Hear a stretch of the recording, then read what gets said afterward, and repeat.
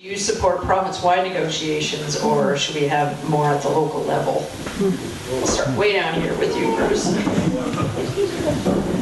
Oh, that's a really difficult question. I mean, the teachers have had a rotten deal, actually, because with the unfunded liability, that was a good thing for the government to deal with the unfunded liability.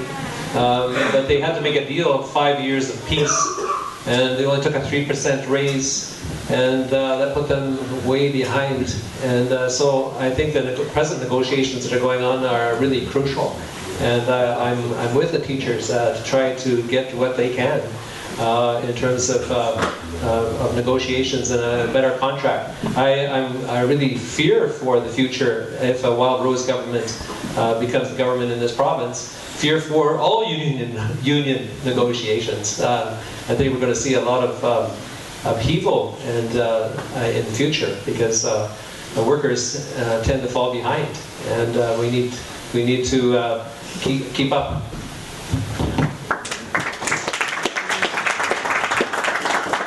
As Bruce says, this is difficult. Both Sue and I have been school board trustees at one time or another. And the problem, I went through I was on the board in the last teacher strike, and my friend Larry Boy was leading it at the time. Yeah, but the problem is the local board does not have access to taxation, so they don't have the control, really.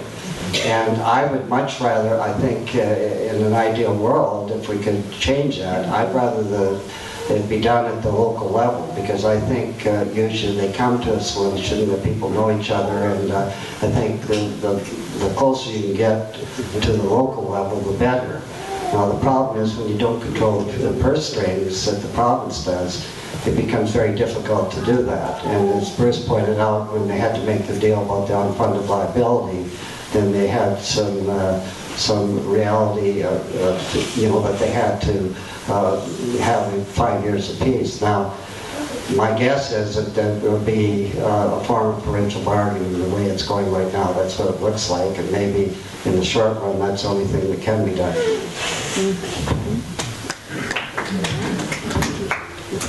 I'm not sure how Wild Rose got this anti-union reputation. It's certainly not out there to bust up the unions or harm the teachers or anything like that. In fact, our program helps all Albertans, not specifically teachers or anyone else. We're hoping that we're promising no new taxes, we're promising no increases in taxes, and we hope that we'll be able to lower taxes. That helps everybody that's in the province, not one particular segment of the population.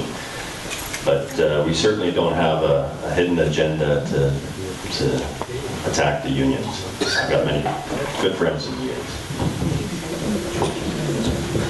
Thank you, and we know currently negotiations are going on, and it's been the role of this government, the Minister of Education, to respect the role of the ATA and the good work going on right now with the negotiation of the contract coming to an end in August. I think it's really important to note that this Progressive Conservative government has, when Alice became Premier, putting the money back in education. Education is our future.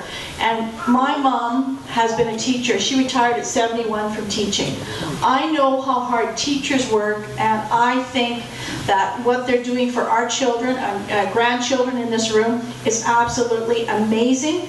And the teachers are valued so much, and I just want to say that I will always advocate, I know our Premier will always advocate for teachers and the role they play, and I'm confident, respecting the role of the ATA and the union, negotiations will be continuing in a very positive manner. Well, I was on the Edmonton Public School Board when, for the very, very first time, the province stepped in and did the negotiation because of the unfunded liability. And I sat down with our board, not just me. We sat down with the Minister of Education, and I asked him a question. I said, well, why do you feel you need to do this? Why can you not let us continue to negotiate the contracts as we always have done? And he said it's because of the unfunded liability. And I said, okay, fine. Why don't you negotiate the unfunded liability, and we'll still do the contract with the teachers? And he said, no, we need to bundle it together so we can get what we want. And I thought, okay, fine. I said, but is this the last time you'll do it? because we would like to have the right to negotiate our contracts again. And he said, yes, it'll be a one-time occurrence. And that's not what's happening. It is now we're moving slippery slope to provincial bargaining. And I think our party supports the idea of local decision-making, local bargaining, because the people who are closest to the situation understand the situation the best, and they also have the relationship, and one size doesn't fit all. So while it may be convenient to negotiate on a province by level, it actually doesn't help the local situation. Thanks, Sue. Yeah.